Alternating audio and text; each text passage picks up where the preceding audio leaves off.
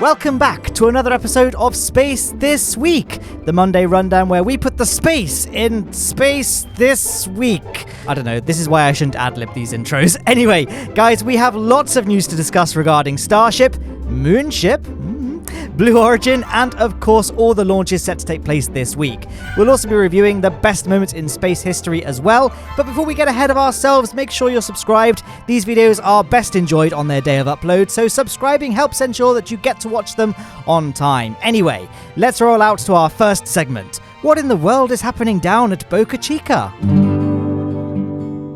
I'd say the biggest news surrounding Starship this week was NASA's announcement on the 16th of April that they have selected SpaceX to build the moon lander in the upcoming Artemis missions. This is a huge victory for SpaceX. The competition was fierce. They were going head-to-head with industry juggernauts such as Lockheed Martin and Northrop Grumman, BlueOrigin, and Dynetics. Seeing the three finalist vehicles always looked kind of funny to me, considering just how sci-fi and outlandish the SpaceX design was compared to its competitors, despite being the cheapest by a reportedly wide margin. I think it's ironic to call it the most sci-fi design though, since this will be the only one to actually break the realms of fiction for now. The current design from this render from SpaceX does appear to have been updated from their initial image to one with more substantial landing legs, as well as a few other subtle changes. While it depicts the old design, I still have to use this opportunity to once again showcase the amazing work of Erik and SmallStar, who created this brilliant render of what the Moonship will look like in action. Lovely stuff. Moonship is still a considerable time in the future though. What about stuff that actually exists now? Like Starship prototype SN15. Yes, the latest and greatest Starship prototype has been sitting on the pad for a little over a week now, undergoing testing ahead of its high altitude flight. So far it has undergone an ambient pressure test on the 9th of April, and just last week on the 12th of April it passed its cryogenic proof test as well, and then subsequently sailed through its header tank cryogenic proof test the next day on the 13th. With everything looking good, SpaceX fired up their highly sophisticated rocket engine transportation system, a pickup truck, and brought the 3 Raptor engines to the launch pad for fitting. Given SpaceX's propensity for rapid assembly, by the time this video comes out, they may now be attached to the rocket and awaiting the static fire test. This should be taking place this week, and if successful, then we should see the launch happen soon after, as Elon Musk stated on Twitter last week that SpaceX planned to launch next week, which was a week ago, so that's this week, not next week for us. You know how time works, right? Starship SN15 has hundreds of design improvements over its predecessors, so hopes are high that this will be the first fully successful launch, flight, and landing of a full-scale Starship prototype. SpaceX haven't exactly been clear on what the upgrades are. I imagine a lot of it will remain classified, but a Starlink antenna has been spotted on the side of the vehicle, something not seen on previous prototypes. Great photo of it there from Carlos. We've never used his images on the show before, but I'm very impressed. Check him out on Twitter at CNunezIMAGES. As for the other Starship prototypes, work continues on Starships SN16 through SN20, and Super Heavy prototypes BN2 and BN3 are in the works as well. You're probably all familiar with Brendan Lewis's excellent work in producing these overview graphics, keeping us all up to speed with how things are shaping up at the rocket farm. Thank you for your work once again, Brendan. The next few days are exciting times down in Texas. Starship flights are always a treat, and I've been especially excited for SN15's attempt, given the fact that it represents the largest leap forward in upgrades and improvements that we've seen yet. Don't fail us now, SN15. Don't fail us now. It's not the only groundbreaking vehicle that we're hoping to see fly this week. Although, to discuss the other vehicle, we need to break free of the shackles of the Starship segment and transition along to all the other things that we saw happen last week. Last week, we really hoped to see the Mars Ingenuity helicopter make its historic maiden flight on the Martian surface, but unfortunately there was a slight hiccup with its software and the flight was postponed. Happily, it appears that the software issue has been resolved, as the helicopter managed to perform a successful rapid spin test of its rotors on the 16th of April, marking a very important milestone on its path to becoming the very first vehicle to make a controlled and powered flight on another planet. It's quite a nice coincidence that the test was on the 16th of April, as this is also the birthday of Wilbur Wright, one half of the Wright brothers who, of course, made the first ever controlled powered flight on Earth. So linked are the Wright Flyer and the Ingenuity that the little helicopter actually has a stamp-sized piece of the Wright Flyer's wing underneath its solar panel. I bet the brothers never dreamed that their little aircraft, or at least a very small part of it, would end up flying on Mars of all places. At least that's the plan. Here's hoping that the Ingenuity can indeed pull this one off. We're provisionally hoping for the flight to take place today, in just a few hours after this video goes live actually. Hopefully there are no further delays. All we can do is hope and pray.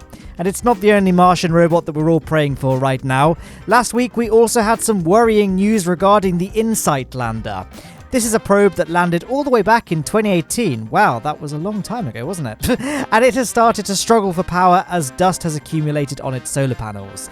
The operators have begun to shut down various systems in order to try and conserve electricity, including its burrowing probe that has been exploring the Martian underground. It's already completed its primary mission objective, which it completed in November 2020, but we are still hoping it can continue to work on Mars. Over the coming weeks and months, the InSight team will carefully shut down various systems, but are mindful that we're rapidly entering Martian winter, which could get so cold that it could pose serious threat to the lander. So far, power levels look sufficient enough to make it through the winter, but solar power generation on Mars is always a little uncertain. The Spirit and Opportunity rovers were both killed in dust storms and Martian winter, so remember to like the video, guys, as one like equals one prayer for the InSight. If worst case scenario happens and InSight does shut down, it is designed to reboot itself once sunlight returns if its electronics haven't been damaged. Over the course of this week, the team will pulse the motors that unfold the panels to try and get the wind to wisp the dust away.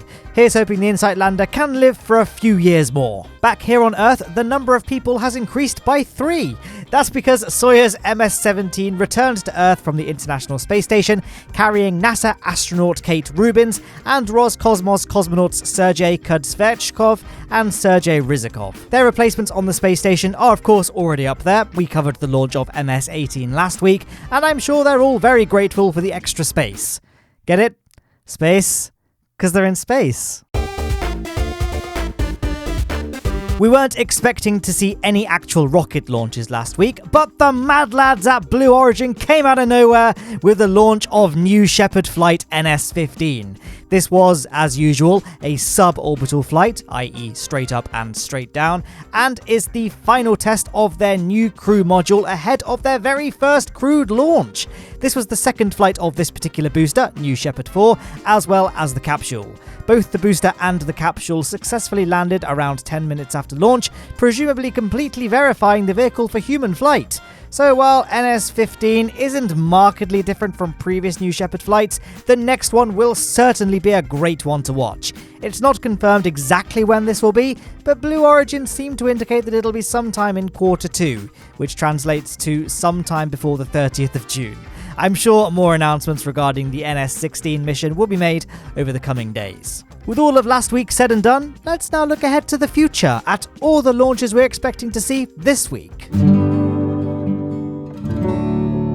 The first launch of the week is today, the 19th of April, and will be a suborbital launch of a Black Brant 9, also known as the Terrier Black Brant, from the White Sands missile range in the United States. The Black Brant 9 is a 2-stage sounding rocket that will fly straight up to an apogee of 300 kilometers and then fall straight back down to Earth, much like a firework, though of course on a much bigger scale. On board will be a spatial mapping payload on behalf of the University of Arizona. The next launch will be on the 22nd of April and will be a very exciting Falcon 9 flight. This will be the second operational Crew Dragon mission, and it will carry 4 astronauts to the International Space Station. And here they all are!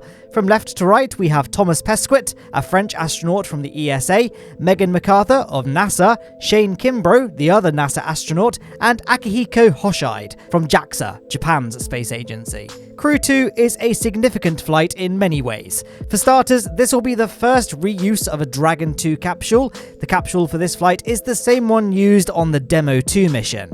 Furthermore, this will also be the first time a crewed flight will be boosted by a reflown Falcon 9 first stage, as this booster was previously flown on the Crew 1 mission. If the launch goes to plan, then the crew will dock the Dragon capsule to the space station's Harmony module, and meanwhile the Falcon 9 first stage is expected to touch down 542 kilometers downrange from the launch site on the Of Course I Still Love You drone ship. The most important detail, however, is still not known, and that is, what will SpaceX use for the zero-G indicator? Will they use the cuddly Earth, Baby Yoda, or maybe something else? My money's on a plushy Jebediah Kerman. Make it happen, SpaceX. The final launch of the week will be a Soyuz 2.1 launch from the Vostokny Cosmodrome on the 22nd of April. The rocket will be carrying the next batch of satellites for the OneWeb communication satellite constellation, 36 satellites in all. If the launch succeeds, then they'll be joining the other previously launched 146 satellites, bringing the mission a little closer to OneWeb's initial goal of 650 satellites in the constellation, though long-term OneWeb want to grow that number to over 6,000. Here's hoping the launch goes well. And that's it for the launches this week, although I do feel like I should give honorary mention to SN15 and Ingenuity, which are both planned to make historic flights this week as well, but I've already talked about those in great length in previous segments, so no need to rehash old ground. And speaking of old stuff, let's take a look at all the most interesting historic spaceflight anniversaries that we'll be seeing this week. The first anniversary of the week takes place today, the 19th of April, when in 1971 Salyut 1, the world's first space station, was launched by the Soviet Union. This was the first of 7 space stations in the Salyut program, the last of which would go on to become the core of the Russian segment of the International Space Station. Salyut 1 was comprised of 5 components: a transfer component, main compartment, 2 auxiliary compartments, and the Orion 1 Space Observatory. This was all one monolithic spacecraft that was launched as a single piece. Modularly built space stations weren't a thing until the late 1980s with the construction of Mir, another Soviet space station. Salyut 1 had a fairly short lifespan. It was first visited by Soyuz 10, but unfortunately docking failed and the mission was aborted. The second and final visit to the station was Soyuz 11, where docking succeeded and the crew performed experiments on Salyut 1 for 23 days. However, just before their spacecraft re-entered the atmosphere, a valve on the capsule failed and all 3 cosmonauts were killed by asphyxia. To this day, they are the only known people to have died in outer space. No further missions were made to Salyut 1 and it re-entered the atmosphere on the 11th of October 1971. On the 21st of April 1972, Apollo 16 touched down on the Descartes Highlands on the Moon, marking the Apollo program's 5th and penultimate successful moon landing. I'm actually going to leave this anniversary there, since we already covered Apollo 16 in last week's episode, where we celebrated its launch on the 16th of April. Check out the card on screen if you want to hear more. On the 23rd of April 1967, Soyuz 1 was launched, carrying cosmonaut Vladimir Komarov. As the name suggests, this was the first ever flight of the Soyuz spacecraft, which is launched on top of a Soyuz rocket, and if it looks familiar, then it should, since both are still in use today.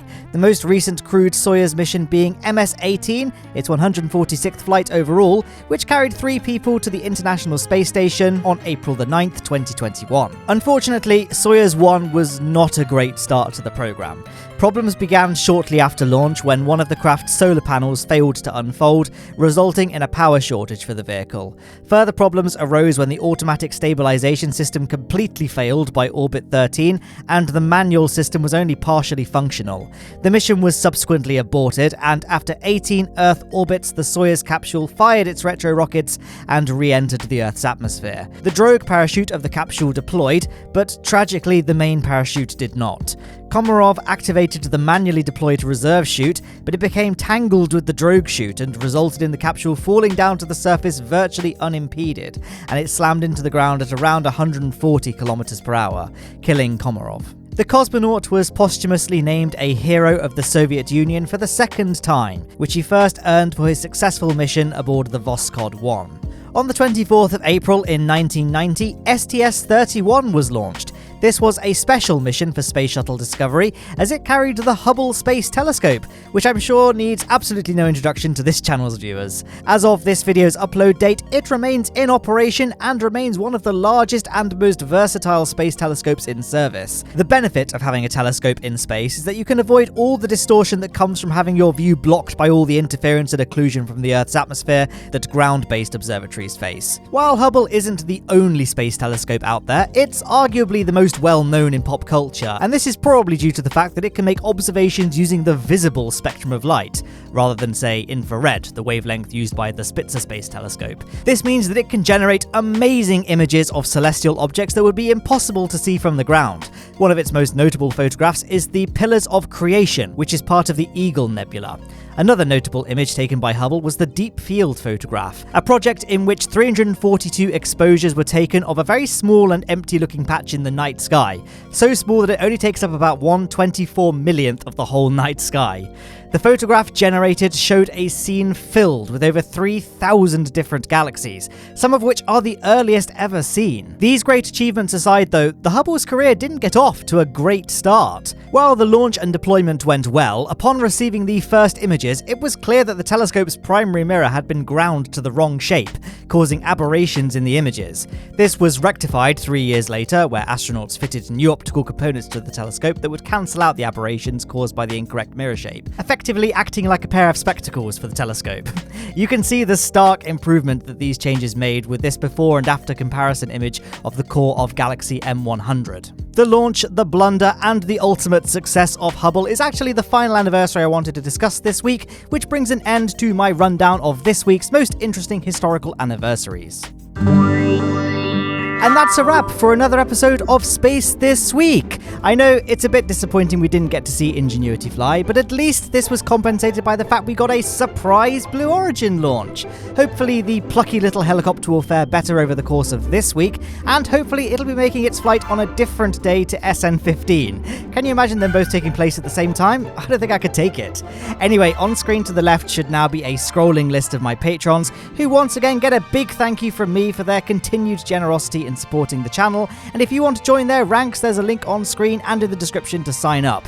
You can also subscribe while you're there, and if you're feeling very adventurous, then you can click on one of the 2 videos. The top was generated for you by YouTube's algorithms, and the bottom is my most recent upload. Statistically, it'll be a Kerbal Space Program video. Thank you all so much for watching. Goodbye.